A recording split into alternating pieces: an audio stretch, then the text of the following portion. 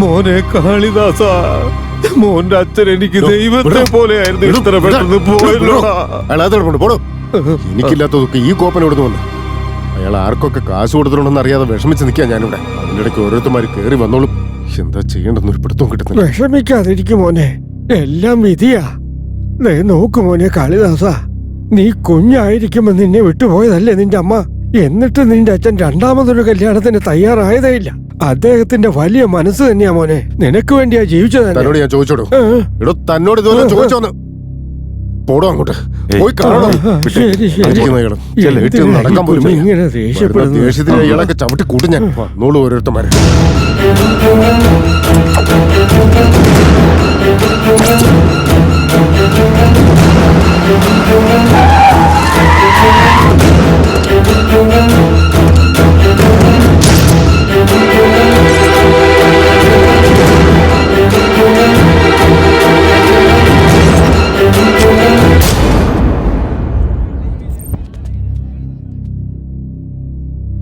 കാളിദാസ, ഇനി എത്രയോ കാര്യങ്ങൾ ചെയ്യാൻ ബാക്കി കിടക്കാം.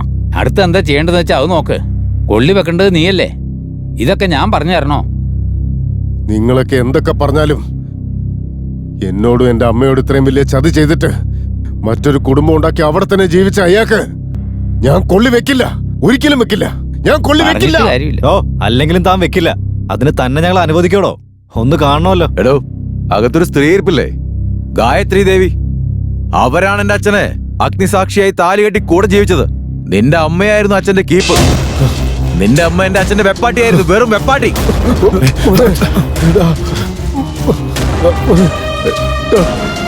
എന്താ ഈ പറയുന്നത്? രാമു,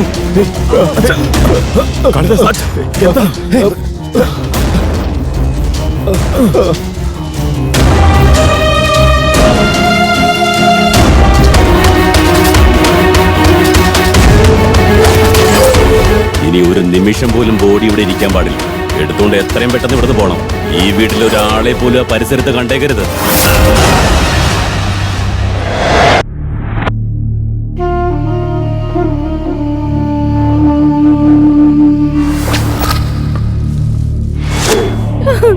അയ്യോ മുത്തശ്ശ, ഞങ്ങളെ വിട്ട് പോയല്ലോ. അയ്യോ, ഇതെങ്ങനെ സഹിക്കുന്നേ മുത്തശ്ശ. ഒന്ന് കണ്ണു തുറന്ന് നോക്ക് മുത്തശ്ശ.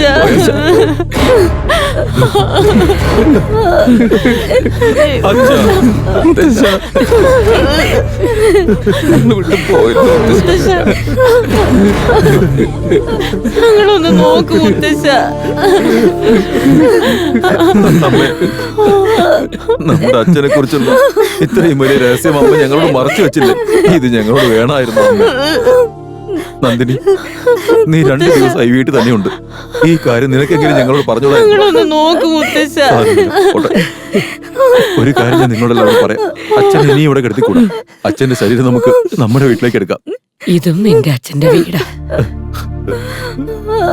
അദ്ദേഹം ഇവിടെ വെച്ച് മരണപ്പെട്ടതുകൊണ്ട് സംസ്കാര ചടങ്ങുകളൊക്കെ തീർത്തിട്ട് ബാക്കി കർമ്മങ്ങളൊക്കെ ഇവിടെ വെച്ച് ചെയ്താൽ മതി.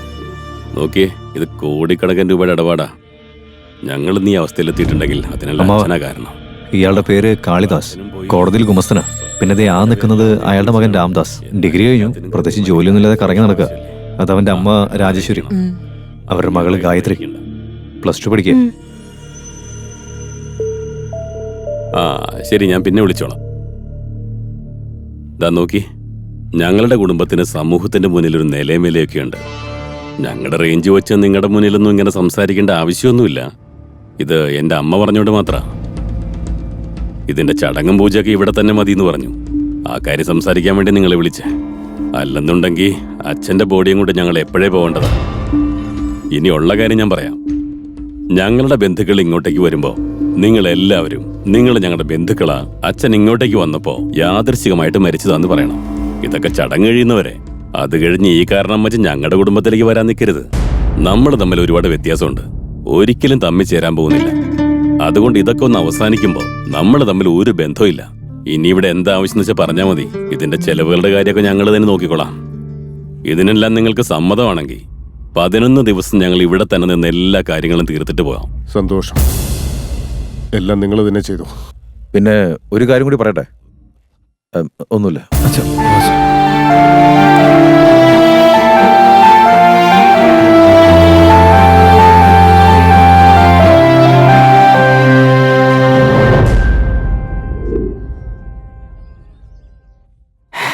ജനിക്കുന്നതെന്തിന്, മരിക്കുന്നതും എന്തിന്, എന്തോ ഒന്ന് നേടുവാൻ വേണ്ടിയിട്ടല്ലേ അത്. ആരെങ്ങനെ വേണമെങ്കിലും നശിച്ചു പൊക്കോട്ടെ. നിങ്ങൾ കറക്റ്റ് കാര്യങ്ങൾ ചെയ്തില്ലേ? ആളെ കണ്ടിട്ട് നല്ല വെയിറ്റ് ഉണ്ടെന്നാ തോന്നുന്നത്. അതേ പറഞ്ഞുറപ്പിച്ച പൈസ ഒന്നും പോരാതെ വരും കേട്ടാ. കുറച്ച് കൂട്ടി പിടിക്കേ.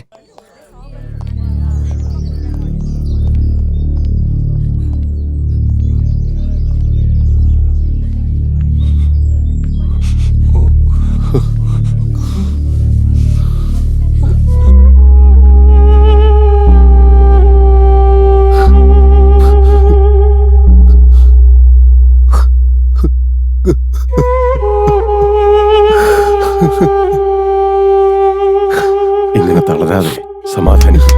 നോക്ക് കാളിദാസ, നമ്മുടെ ജീവിതത്തിൽ ഇങ്ങനെ പലതരത്തിലുള്ള ദുഃഖങ്ങളും ദുരിതങ്ങളും ഒക്കെ എപ്പോഴും വന്നുകൊണ്ടേയിരിക്കും. അതിനിങ്ങനെ കരഞ്ഞിട്ട് കാര്യമുണ്ടോ? നീ നിന്റെ കടമകളൊക്കെ ചെയ്തില്ലേ? ബാക്കിയൊക്കെ വിധിയാ. നീ ഇങ്ങനെ കരയാതെ ധൈര്യമായിട്ടിരിക്കും. അതുകൊണ്ടൊന്നും കരഞ്ഞല്ലടാ. പിന്നെന്തിനാ എന്നെ 2ാം കുടിയിലെ മോനെന്ന് വിളിച്ചടാ? നിന്നെ അങ്ങനെ പറഞ്ഞോ? എന്താ അങ്ങനെ ചോദിച്ചു? കാളിദാസ, നീ എന്റെ അടുത്തേക്കൊന്ന് വന്നേ. നീ 2ാം കുടിയിലെ മോനാണെന്നല്ലേ പറഞ്ഞുള്ളൂ. അപ്പൊ എന്റെ അവസ്ഥയോ? 1ാം കുടി, 2ാം കുടി, 3ാം കുടി. അത് മാത്രമല്ല, അറിയാതെ ഉണ്ടായവൻ നാടിന് ശാപം, ഭൂമിക്ക് ഭാരം. അതാണ് ഞാനെന്നാ പറയാറ്. എന്നിട്ട് ഞാനിങ്ങനെ കൂളായി നിൽക്കുന്ന കാര്യം നന്നായി. എന്റെ മാനം പോയിന്ന് പറഞ്ഞ് ഞാനിവിടെ നിൽക്കുമ്പോ നിന്റെ കഥ അതിലും ശോകമാണല്ലോ. എന്തായാലും ഇപ്പഴെനിക്ക് സമാധാനം കിട്ടി, സന്തോഷമായി. ഒരു കാര്യം ചെയ്യ്, കുറച്ചു നേരം കൂടെ ഇവിടെ നിന്ന് അതിന്റെ ദുഃഖം കൂടത്തേ ഉള്ളൂ. അതുകൊണ്ട് നീ സമയം കളയാതെ വീട്ടിലേക്ക് വെക്കോ. ശരി ശരി ശരി. എന്നാ പിന്നെ ഞാൻ ഇറങ്ങട്ടെ. എന്തായാലും നീ വന്നല്ലോടാ, സൂക്ഷിച്ചു പോണേ. ബോഡി കാണാൻ ഇനി ആരെങ്കിലും ബാക്കിയുണ്ടെങ്കിൽ വേഗം വന്ന് കണ്ടിട്ട് പോ. വേഗം വാ, വേഗം വാ. സമയം കളയരുത്. തിരക്ക് പിടിക്കാതെ ഓരോരുത്തരായിട്ട് പോര്. നമസ്കരിക്കേണ്ടവരെല്ലാം മുന്നോട്ട് പോര്. വാ വാ.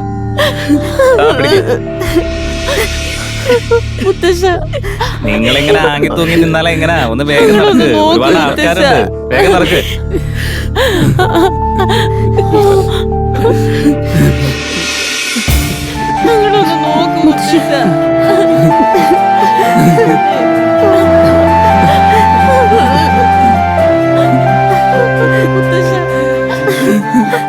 അവരെ കടത്തിവിടെ.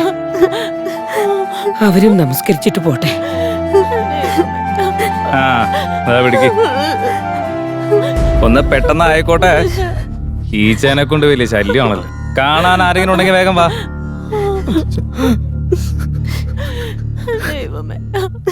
വീട്ടിൽ കയറി വന്നിട്ട് ഞങ്ങളെ ഒതുക്കി നിർത്തുന്നല്ലടാ.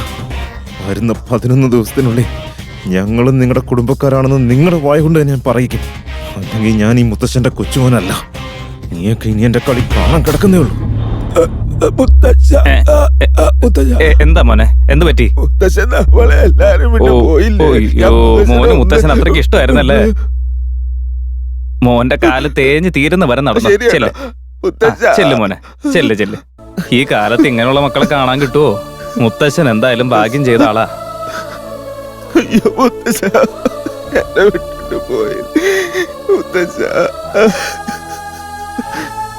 മുത്തശ്ശനില്ലാതെ ഞാനിനി എങ്ങനെ? മുത്തശ്ശ, എനിക്കെല്ലാം മുത്തശ്ശനായിരുന്നില്ല.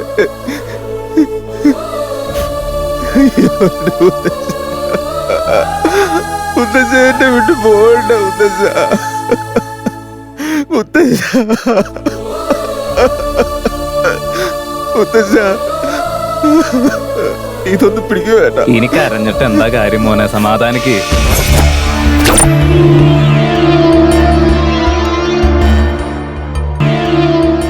ഫ്രണ്ട് എന്ന് പറഞ്ഞ സകല ജോലി നമ്മുടെ തലയിലാവും. ഇങ്ങോട്ട് വാടാ. എന്താ അവന്റെ കോലം കണ്ടില്ലേ? ആരടാ അതൊക്കെ ഇവിടെ വെച്ചേ? രാംദാസ്. രാമദാസോ? ഓടാ ഇവിടെ നിന്ന്. താങ്ക്സ്. ഗുണമില്ലാത്തവന്മാര്. നമസ്കാരം. നിങ്ങളുടെ അച്ഛൻ സാക്ഷാൽ സരസ്വതി ദേവിയുടെ മകനാ. അദ്ദേഹത്തിനുണ്ടായിരുന്ന ആ മൃദംഗജ്ഞാനം അതും അദ്ദേഹത്തോടെ അങ്ങ് പൊലിഞ്ഞുപോയി. ആ ജ്ഞാനം നിങ്ങൾക്കും കിട്ടിയില്ല, നിങ്ങളുടെ മക്കൾക്കും കിട്ടിയില്ല. ആ, എന്ത് ചെയ്യാനാ? എല്ലാം വിധിയല്ലേ. ആ കഴിവ് ഞങ്ങൾക്കും കിട്ടിയില്ല, ഞങ്ങളുടെ മക്കൾക്കും കിട്ടിയില്ല. സംസാരിക്കുമ്പോഴൊക്കെ ഇതും പറഞ്ഞാ വിഷമിക്കാറ്. എന്ത് ചെയ്യാനാ? എല്ലാം നിറവേറ്റാൻ പറ്റില്ലല്ലോ. മതി, പോവാൻ നോക്ക്. ഓരോരുത്തന്മാർ ഇറങ്ങിക്കോളും. രാമു, എന്താ ഈ കാണുന്നൊക്കെ?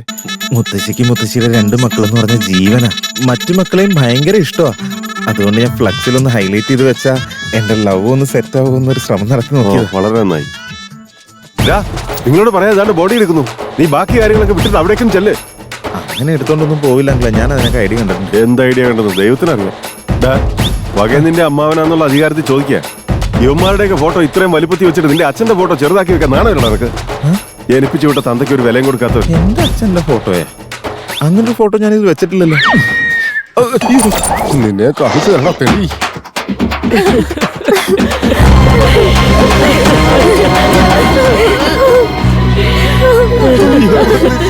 മുത്തശ്ശി,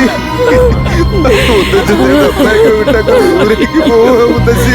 മുത്തശ്ശിനെ പോകുന്നുണ്ട് മുത്തശ്ശി. ആരെ മുത്തശ്ശി ഒന്ന് വിളിക്കുക മുത്തശ്ശി.